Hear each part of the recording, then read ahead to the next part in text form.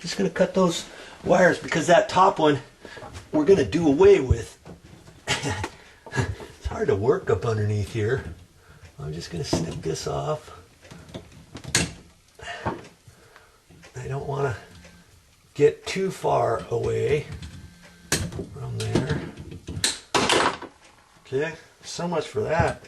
Now I might reuse this plug later. We'll see. I got an extra one at the store, and I think I'm going to use a different one. Cracks me up. Look at this.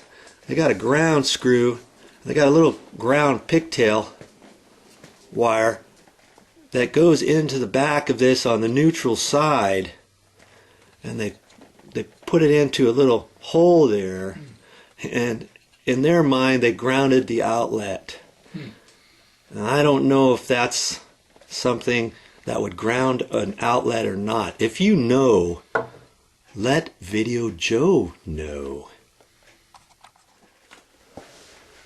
Now in some instances you can use a metal box like this with Romex connectors. This is a Romex connector, and they clip that up into the box. There's a 1/2 inch knockout there, and then they screwed that tight, and that's what kind of keeps this wire tight into the box from sliding. Now you can do something like that up in an attic, somewhere where it's not exposed to the public, you know, and then you can make a connection like that. That's how they do that up in the ceilings if you go to a metal box. Okay, you can use Romex connectors, or a Romex connector like that to a can light fixture, let's say, something of that nature. All right. So, but in this instance, we're going to do something different. So for right now, I'm going to undo these 2 screws. It's just a collar, and that'll let me take this out. And then there's a nut in there, and I can loosen that and pull this little Romex connector out. I've got one there, and I've got one up here at the top side. You know, this one right here, I've got to take that one off too. Okay, so that's our next step. Man, upon my inspection earlier, if you saw that video on how I explained it, I was actually incorrect. I should have pulled the wire nut out. Because see, here's the wire right here that came up into the box, and I thought that was the power, and I thought this one here went up to the light or the wall switch for the garbage disposal. I did not see this back wire coming out of the wall, and I thought that kind of odd why they put a surface mounted box. Well, there's a conduit, there's an existing Romex cable that goes into the wall from the back of this box. Do you see that? I had 3 wires coming up here, and when I cut the wires off, I was like, well, remember, I cut the wires off of here. I shouldn't have done that.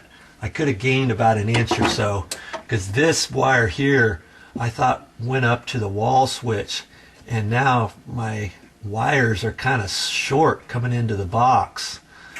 I'm gonna have to figure out something out. I might be able to pull this wire out a little bit. I think I got enough room. This is the one right here that goes up to the wall switch for the garbage disposal. This one, okay. This wire here is the actual hot wire that comes into this box, and then this goes down and out, and I think that goes down and feeds the dishwasher. Okay, and now I've got to come up with my conduit too and come out of this box over to our new plug. Hope you're catching all this. And so this one here I can do away with. I could actually cut it off because that's never going to be used again, or I can push it into the back of the box. This box is going to get full of wires here pretty quick, and what I might do is I could take this box off and put a 2-gang metal box in there, so I got enough room for wire nuts and stuff, and I can cap these off and save it. But more than likely, you know, those 3 wires there I can take off all the way, because that goes up to this wall switch, and that's for the garbage disposal. That's coming off, and they're never going to get to that box anymore.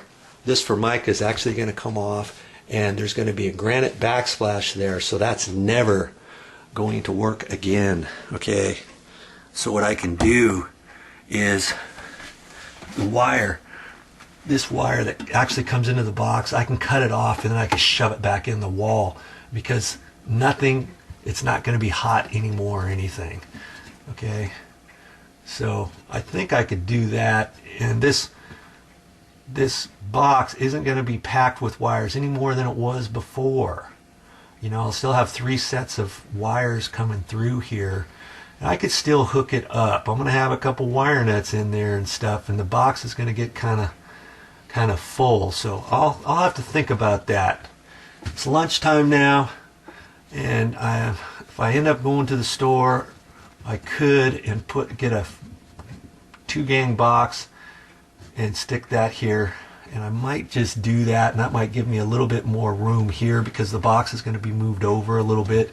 In fact, you know, I could relocate this box if I wanted to, just a little bit. It's probably, you know, I don't know if it's on a stud or not. You know, I could move it over if I needed to, or I could leave it there. We'll see what happens. Okay, time for lunch. Hey, make sure before I go to lunch, make sure you don't work in any hot wires. I went back to the electrical panel, turned it off, I turned it back on, and then I used my tester. And that's why I stripped the wires off. I used my little electrical tester like this, and I put one to the white, one to the black. You remember before, that red wire they were using as a ground wire. I put one to the white, one to the black. This lit up, and I knew this was the power coming into this box. Okay, that's how you figure that out. And then once you figure that out, don't forget to turn the breaker back off.